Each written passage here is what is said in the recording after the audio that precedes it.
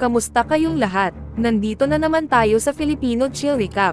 At ngayon, pag-uusapan natin ang American dystopian film na tinatawag na The Darkest Minds.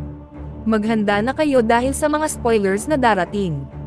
Noong year 2043 sa United States, nagsimulang mamatay ang mga bata at kabataan dahil sa isang nakakatakot na sakit na tanging mga bata lang ang tinatamaan. Ang sakit na ito ay nakakahawa at mabilis kumalat, pero ang virus na ito, mga bata lang ang pinapatay, hindi naapektuhan ang mga matatanda. Dahil sa virus na ito, 78% ng mga bata at kabataan ang namatay, at 2% lang ang nakaligtas. Pero ang mga batang nakaligtas, nagkaroon ng kakaibang kapangyarihan.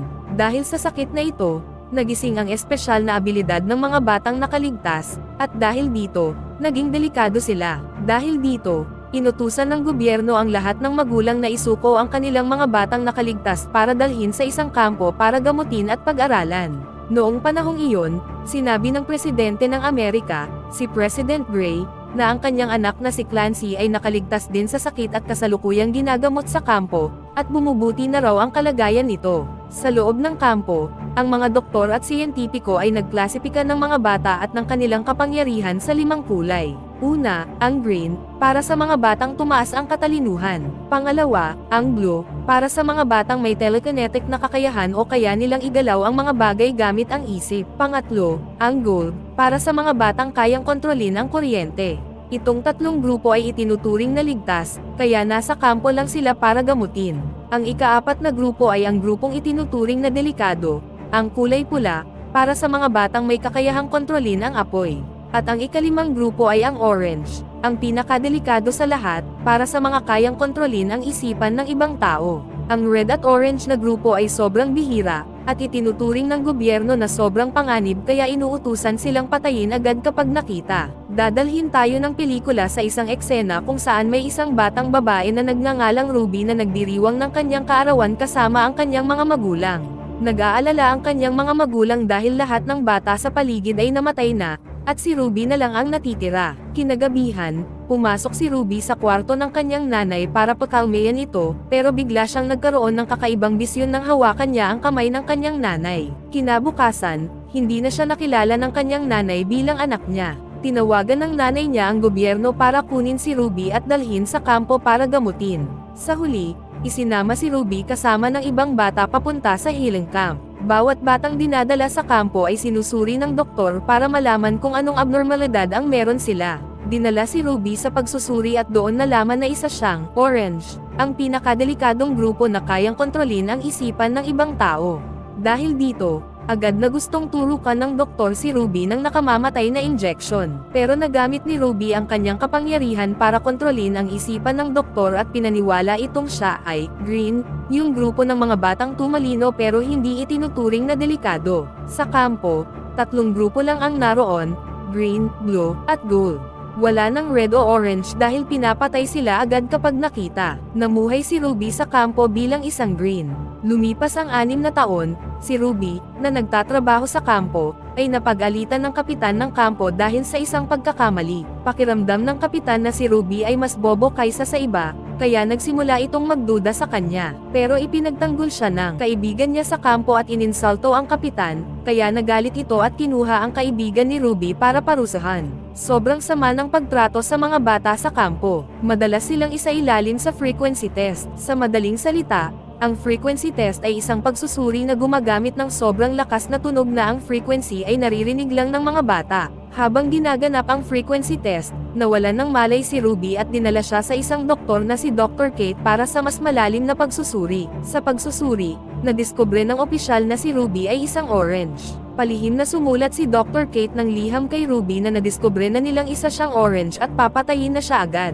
Sinabihan ni Dr. Kate si Ruby na magkita sila sa boiler room. Sa sobrang kaba, dumiretso si Ruby sa boiler room, at nandoon na naghihintay si Dr. Kate. Noong oras na iyon, nagpatunog na ng alarm dahil may naghahanap kay Ruby, at inutusan ang lahat ng opisyal na hanapin siya. Sa tulong ni Dr. Kate, nakatakas si Ruby gamit ang sasakyan ni Dr. Kate. Pero pagdating sa checkpoint, muntik na silang mahuli, pero ginamit ni Ruby ang kanyang kapangyarihan para kontrolin ang isipan ng opisyal at pinakawalan sila. Sa wakas, Pagkatapos ng 6 na taon, nakalabas din si Ruby sa kampo. Sa loob ng sasakyan, binigyan siya ni Kate ng panic button na maaaring gamitin bilang tracker kapag nasa panganib siya. Ipinaliwanag ni Kate na kabilang siya sa Children's League, isang grupo na ang misyon ay iligtas ang mga bata mula sa kampo at lumaban sa gobyerno.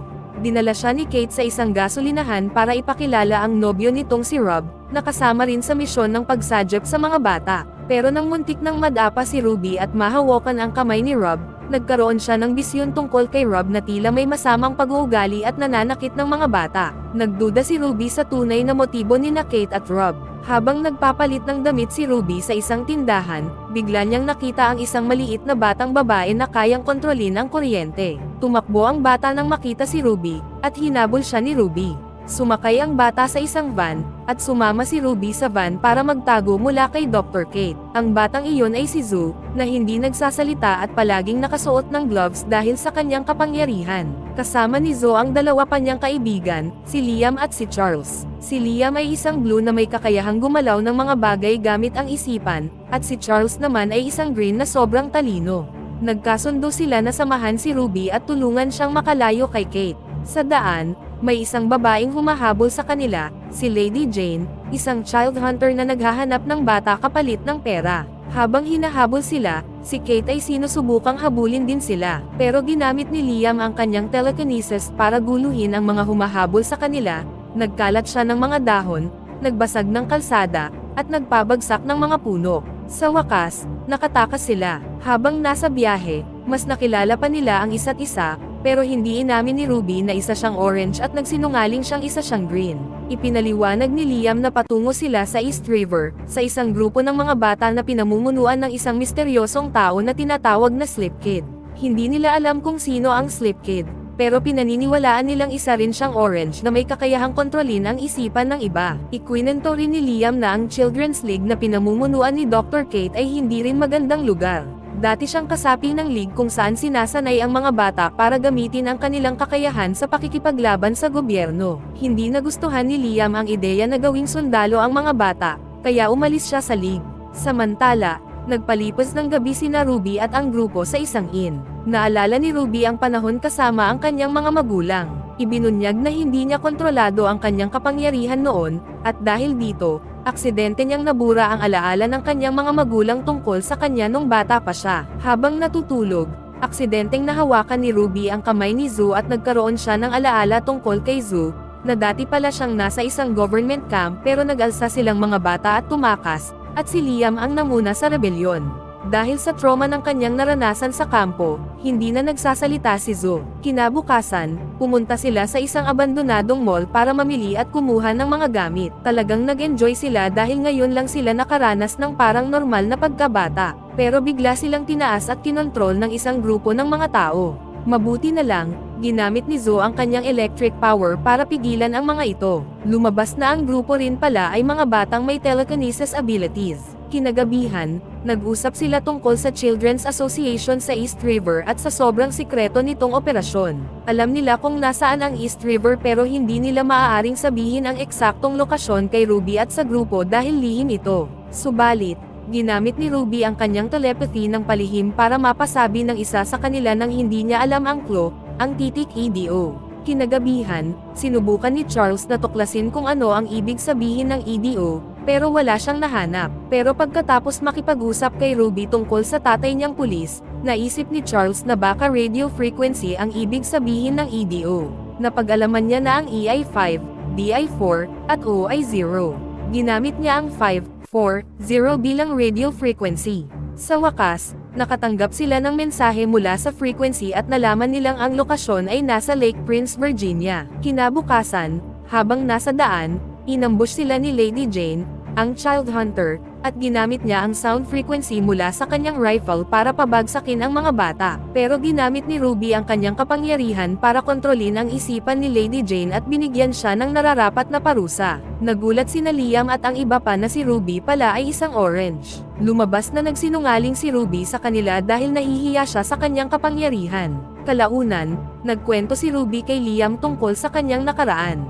At unti-unti silang nahulog ang loob sa isa't isa. Sa wakas, nagpatuloy sila sa kanilang paglalakbay at nakarating sa Lake Prince, Virginia. Doon, nakilala nila ang iba pang mga batang katulad nila. Sobrang humanga sila dahil ngayon lang sila nakakita ng ganon karaming bata. Nakilala rin nila ang Slip Kid, at lumabas na siya pala ay si Clancy Gray, ang anak ng presidente. Si Clancy ay isang orange, katulad ni Ruby. Kinagabihan, nagkaroon sila ng kasiyahan. Masaya at romantikong nagsayaw sina Liam at Ruby. Kinabukasan, binigyan silang lahat ng kani-kanyang gawain, at si Ruby ay inatas ang tumulong kay Clancy. Ikinwento ni Clancy kay Ruby na isa siya sa mga unang batang nakaligtas sa malagim na sakit. Ginamit siya ng gobyerno para eksperimento, pero nabigo ang doktor. Dahil dito, nagsinungaling ang kanyang ama, ang presidente, at sinabi sa publiko na mayroon ng lunas. Tumakas si Clancy at bumuo ng isang samahan ng mga bata kung saan ligtas silang makakapamuhay. Tinuruan ni Clancy si Ruby kung paano kontrolin ang isipan ng iba nang hindi na kailangang humawak. Sa wakas, nagtagumpay si Ruby. Bilang kapalit, tinuruan naman niya si Clancy kung paano burahin ang alaala ng mga tao. Ngunit habang ginagawa ito, kinontrol ni Clancy ang isip ni Ruby at tinangka siyang halikan. Nagulat at nasaktan si Ruby, kaya sinuntok niya ito at agad na umalis. Nagpasya si Ruby at ang kanyang mga kaibigan na tumakas na mula sa lugar. Pero habang tumatakas, sinalakay sila ng mga sundalo mula sa kampo. Lumaban si Liam, pero bigla siyang nawalan ng malay. Doon na naipakita ang tunay na kulay ni Clancy, na siya pala ang nasa likod ng lahat ng ito. Siya ang tumawag sa kapitan ng kampo para hulihin ang lahat ng bata. Matagal na palang manipulado ni Clancy ang kanyang ama at ang gobyerno gamit ang kanyang kapangyarihan. Layunin niya na bumuo ng sarili niyang hukbo ng mga batang may kapangyarihan para hindi na siya muling aabusuhin. Ginamit ni Ruby ang kanyang kapangyarihan para utusan ang kapitan ng kampo na magpakamatay, habang ginamit ni Zoe ang kanyang electric power para makapagtago sila. Biglang dumating ang mga sundalong may mga helicopter para hulihin silang lahat. Kasama ng tropa ang mga batang pula na may kakayahang magpaapoy, na palang lihim na ginawang sandata ng gobyerno. Sinunog nila ang kampo, at nagsimula ang matinding labanan. Sinubukan ng Red Army na sunugin sina Liam at ang iba, pero ginamit ni Liam ang kanyang telekinesis para lumaban. Ngunit biglang dumating si Clancy at kinontrol ang isipan ng lahat ng bata sa paligid. Napilitan sina Liam at ang iba na tumakas at iwan si Ruby, dahil si Ruby lang ang may kapangyarihan na makalaban kay Clancy. Ginamit ni Ruby ang kanyang kapangyarihan para gumawa ng sariling hukbo, pero ipinakita ni Clancy ang kanyang kabangisan, at pinakontrol niya ang isip ng mga bata para magpatayan sila sa isa't isa. Tinangka ni Clancy na gamitin ang kanyang bagong kakayahan sa pagbure ng alaala para paburahin ang alaala ni Ruby sa kanyang mga kaibigan at mapakampi siya kay Clancy. Pero kinontrol ni Ruby ang piloto ng helicopter, at bumagsak ang helicopter at sumabog. Nakatalon si Ruby mula sa pagsabog, kasama si Charles, pero malubhang nasunog si Charles. Wala nang ibang pagpipilian si Ruby kundi pindutin ang panic button para humingi ng tulong sa Children's League. Kinabukasan, dumating ang League para sagipin sila. Agad na dinala si Charles sa ospital, habang si Zoe naman ay inampon ng isang mabuting pamilya. Pero hinuli si Liam ng League, dahil itinuring siyang traidor at alam niya ang masyadong maraming sekreto tungkol sa League. Nakipag-usap si Ruby kay Kate at nakipagkasundo na palalayain si Liam kapalit ng kanyang pagsali sa League bilang isang sundalo na lalaban sa gobyerno. Pero sigurado si Kate na hindi aalis si Liam nang hindi kasama si Ruby. Sa huli, nakita ni Ruby si Liam. Ipinahayag ni Liam ang kagustuhan niyang magsama sila at magplano para sa kinabukasan nilang dalawa. Pero napilitan si Ruby na burahin ang lahat ng alaala ni Liam tungkol sa kanya, para makalaya si Liam at makasama siya sa League. Nawala lahat ng alaala ni Liam, mula sa kanilang unang pagkikita sa van, hanggang sa kanilang mga usapan at sayawan. Lumayo si Liam na hindi na niya kilala si Ruby. Habang papalayo si Liam, umiiyak si Ruby. Sa huli, sumali si Ruby sa League at nagsimula ng training. Pero hindi pa tapos ang laban, dahil buhay pa si Clancy, at siguradong magaganap ang matinding digmaan sa pagitan nila. Mag-subscribe na kung hindi ka pa nakasubscribe, pindutin na rin ang notification bell at like button para sa marami pang movie recap katulad nito, at mag-iwan ng comment down below. And as always, thank you for watching.